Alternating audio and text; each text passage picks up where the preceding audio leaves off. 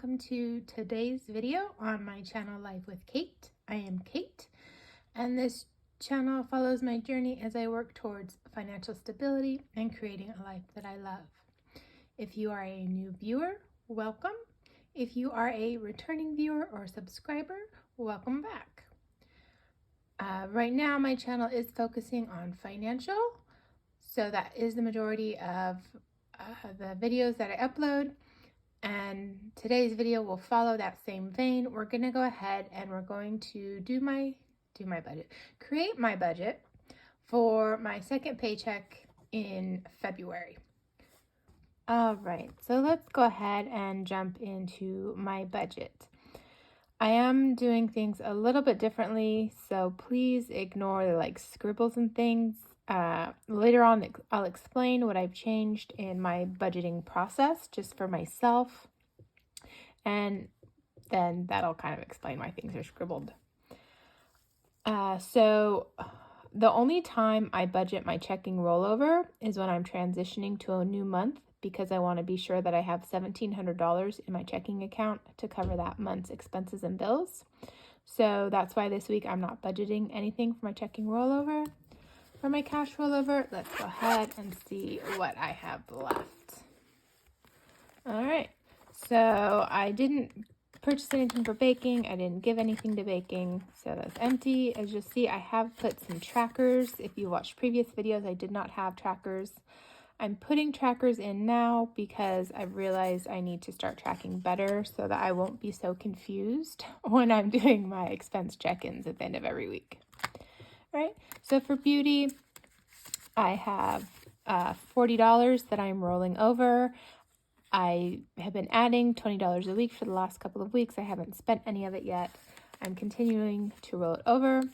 I have to purchase some things this weekend, but if I hadn't needed that, I would have kept rolling over until I reach 80. That's my goal, is a max of 80 in my beauty envelope, which covers beauty and household items.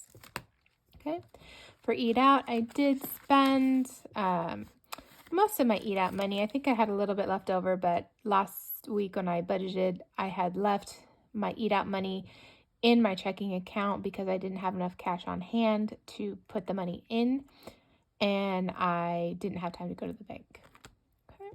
So for fun, I haven't been budgeting anything for fun, so fun is still empty. Nothing to pull out. Groceries, I spent less on groceries than I budgeted. I had budgeted $100. I only spent about $77, but I had used some of that cash for my eat out, so that's why there's nothing except coupons and a gift card and my tracker in groceries. For gas, I did budget $60. I didn't need to purchase any gas last week, so I still have $20, $30, $40, $45, $50, $55, $56, $57, $58, $59, $60, which I'll be rolling over into this current week. And then back to bank, I did budget, I had $5 left over for back to bank last week. I didn't put it back in the bank. I still had it in my envelope. I decided I'm just going to go ahead and roll this over this week. So that's $5 for a total of $65 in cash that I am rolling over this week. All right, so $65. I have filled most of this out already because I just find it a little confusing for myself and maybe a little taking too much time when I handwrite everything out as I'm filming. So I've decided to pre-fill in the amounts that I know for sure. Some I'll fill in as we go, kind of like the cash rollover. But for car insurance, I did not budget anything this week. So, but I'll go ahead and take you through the bills that I have. So Acorns and Upstart, I haven't budgeted for them because this is my February bills for Acorns and Upstart. I already have February fully funded, so I don't need to budget for those. I will budget later down the line for March. When the actual amounts pull and I do my expense check-in at the end of the week, I'll put the amounts that pulled in the actual. Okay. So to help fund my bills for March, I've gone ahead and I put $44 in my CarMax, which is for my auto loan. I do get paid weekly, so I've broken the amounts down into weekly minimums. Upstart is my personal loan. I put aside $88 every week for Upstart. For my subscriptions, I do have 3 subscriptions, which total $64. So every week I put aside $16. For my City card, I have a purchase that I made in January. I've got it on City Flex Pay. I do need to pay $335 a month for 6 months, and then that will be paid off. So I put aside $84 a week. My Capital One card, I do carry a balance. And typically my minimum is somewhere in the 80 to 85 range, but I'm trying to save a little bit more just in case like interest rates keep going up and my minimum goes up. So I'm setting aside $25 a week for my Capital One minimum payment. Car insurance, my car insurance is due on March 20th. I'm not that far off from being fully funded, so I chose not to put any in car insurance this week. I did go to my hairdresser this week, and that was $102, so I budgeted $102. Amazon, I did have a balance from a purchase I had made of $17, so I'm going to pay that off this week, which is why I budgeted $17. For my Apple Card, typically I only put aside $10 a week because I pay about $40 a month for my phone, but I did also have some purchases on my card, so I've budgeted $25. If you've watched my previous videos, you'll already notice that there's some changes. I decided that I needed to simplify. I needed to scale down. I needed to scale back. I needed to simplify because I was confusing myself. So we're going to try this way, and we'll see if I confuse myself more or if I confuse myself less. All right, and then for my City card, this is just if I put any other purchases on there, which I'm not planning to. Like, this card is do not touch at this point because I don't want to add to the amount for the City Flex Pay that I'm currently paying. And then I do have some birthdays this coming week, to both of my brothers and a friend. I did budget $30. I have already spent that $30, but that's okay. It's really cool.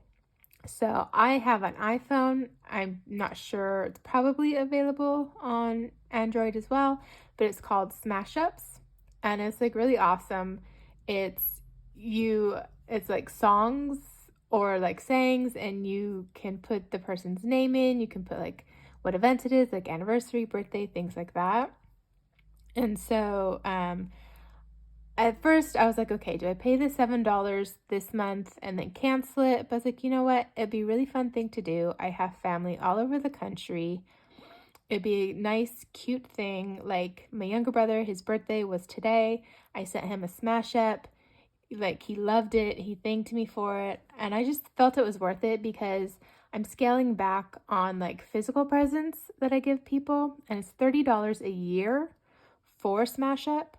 So like, I've already paid for the whole year, and I can send videos for birthdays, for Valentine's Day, for holidays, for anything.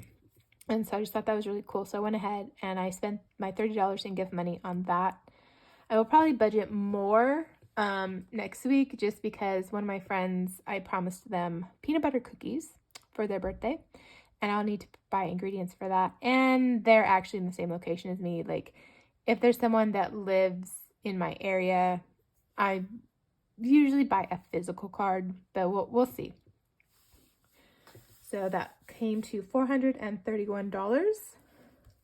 So I went to total up my bills, and I realized I forgot to stop explaining my income. Oh my goodness. It's a day. My brain's like, the weekend's coming, turn off, rest, take a break. All right, so it's the 65 in cash rollover. My pay from my full-time job was $455 this week. And then I am pulling money from savings to help fund my hair appointment because I saved for my hair appointment in my self-care envelope. And then I'm pulling money from my baking business envelope because I am having a taste test next week, so I do need to purchase the ingredients. So altogether, that was an income of $706. Okay. And then if we minus my bills of $431 from the $706, that leaves me with $275.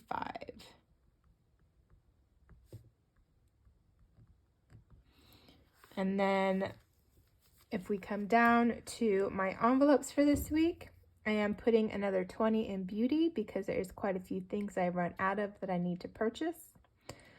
I've decided I'm going to go ahead and give myself $20 for eat out this week. I have days where I'm just really tired and I just want to be able to grab something real quick. So I've decided I'm going to give myself $20 this week for eat out. I'm not budgeting anything for fun. I always budget $60 for gas.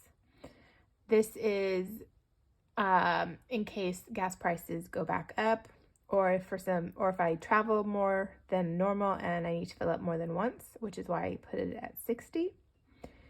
Groceries, if you've watched past videos, you'll notice I've increased the amount. Typically it's $60. I have upped it to $70 just because I had the money, and $60 just really wasn't cutting it. Like, I usually have a couple days at the end of the week where I'm pretty much out of food and I'm hungry. So I'm like, okay, let's up this to $70 and see if we can get a little bit more in the fridge and the cupboards to make it through those last couple days of the week. Right? Miscellaneous, I didn't budget anything. Shopping, I didn't budget anything, which brings my cash envelope total to $170. So if we minus $170 from the $275, that leaves me with $105. I never know, because what I see on my screen is not what pops up when I create my videos. So if any of like the top or the bottom are cut off, I apologize. I'm still working on where exactly I need to place my camera so that it's not zoomed in too close, but not too far out, and not cutting anything off. It's a journey. It's a learning curve. All right. And then if we come to my sinking funds, because I am going to be pulling money out of my baking business envelope, I've already got $84 in there. I'm going to put the remaining balance in from my paycheck, which would put me at $100.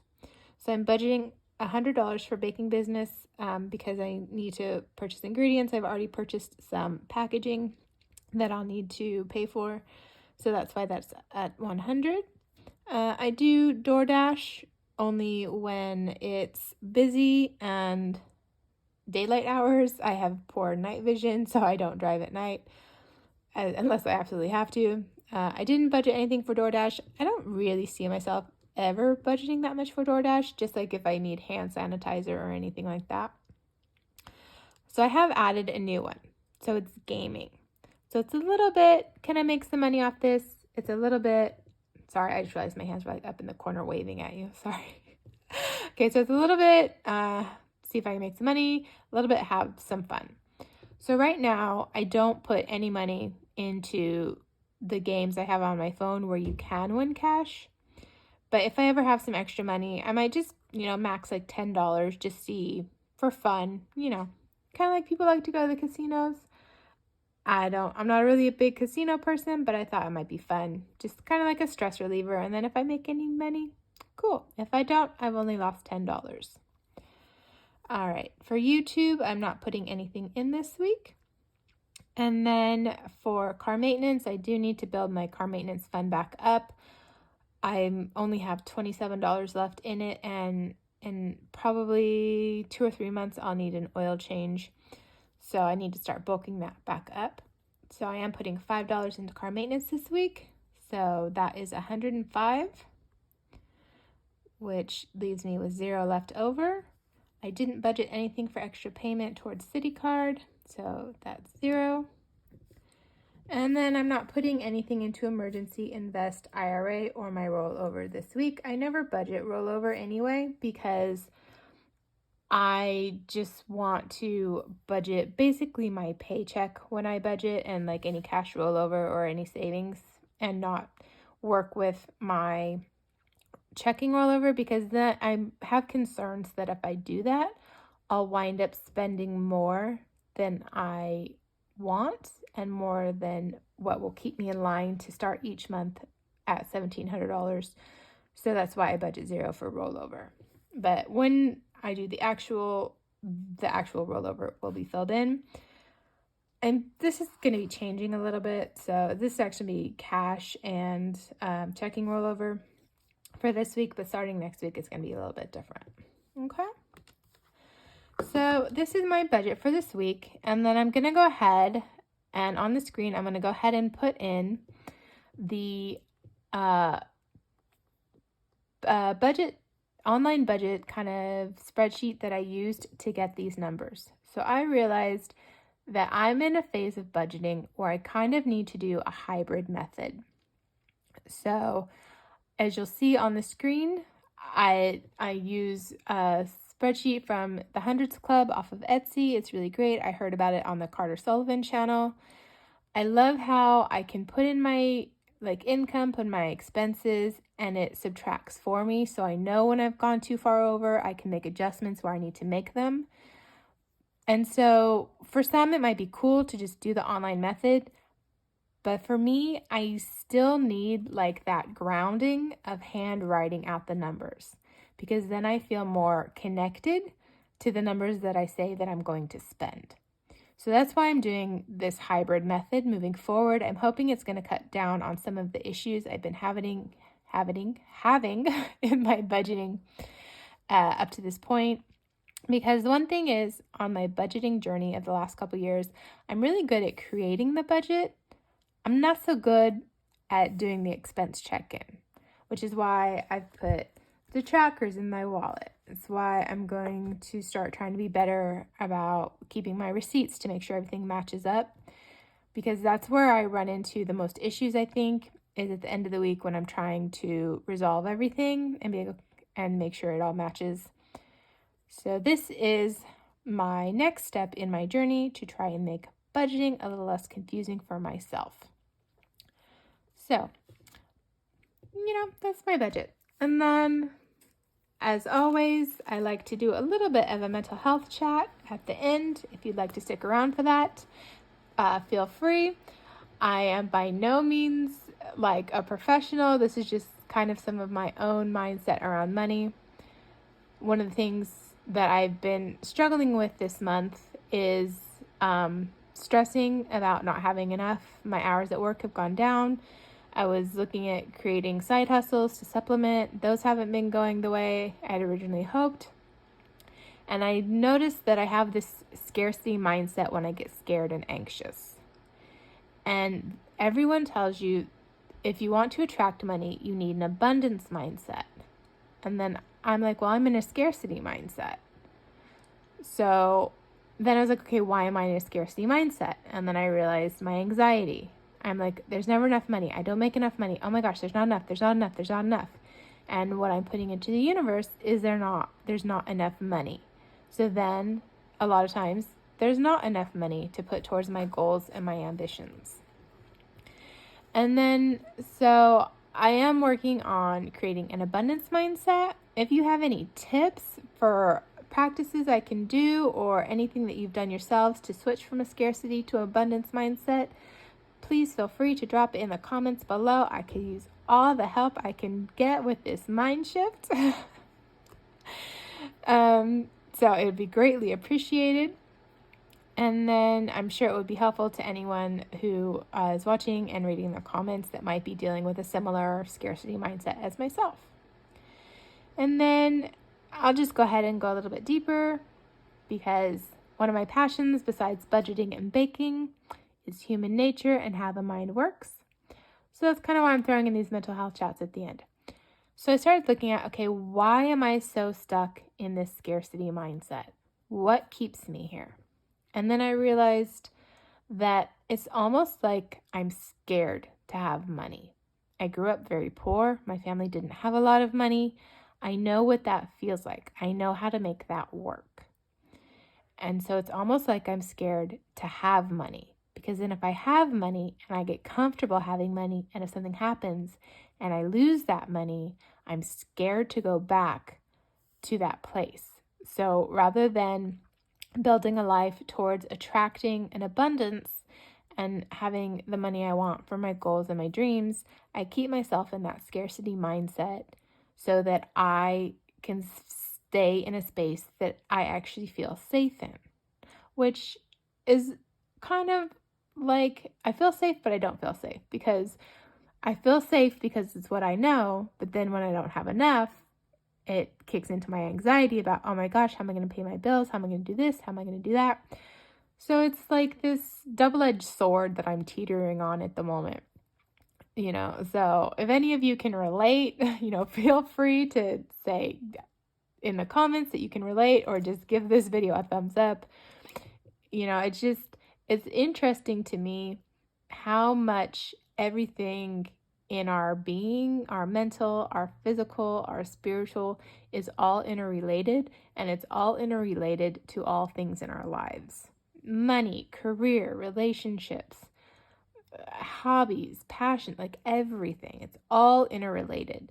And sometimes to me it feels like a hot mess trying to untangle, but I'm also fascinated by it. So I am working on untangling and finding structure and boundaries that work for me. So if you've hung with me this long, thank you so much for watching.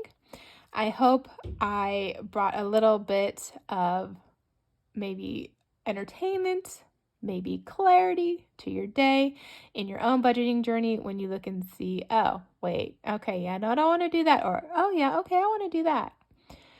So, again, thank you for joining me, and I hope that all of your hopes, dreams, and intentions for 2023 come true.